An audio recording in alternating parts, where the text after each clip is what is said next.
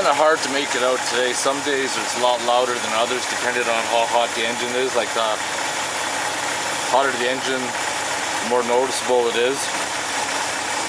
But with the stethoscope here, it's definitely, you can hear it in the timing chain cover, so I'm thinking maybe the timing chain's worn.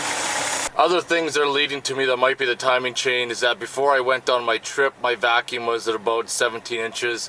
And now I'm at about 15, which is a little bit lower, and that's when it first started ticking is when I noticed that the vacuum had dropped, and a drop in vacuum could be late timing with your valves. So with the chain being stretched, that would definitely cause that as well.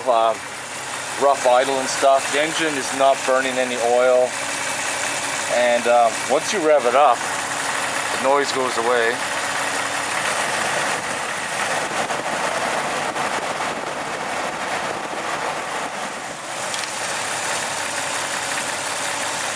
But at idle, you can kind of hear it if you listen hard.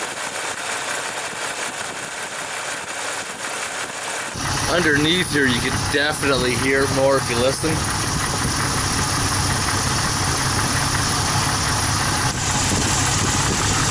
Right now I'm just listening with a stethoscope.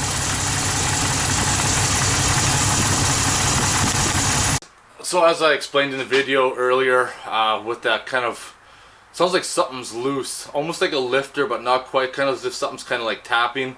I kind of narrowed it down with the stethoscope here, that within the timing chain section. Like I said earlier in the video, with the vacuum dropping after the sound started is pretty good starting point that the timing chain may be stretched. When I replaced the motor, it's supposed to have like 160,000 K on it, 150,000 K. The engine's good, not burning oil, any of that crap.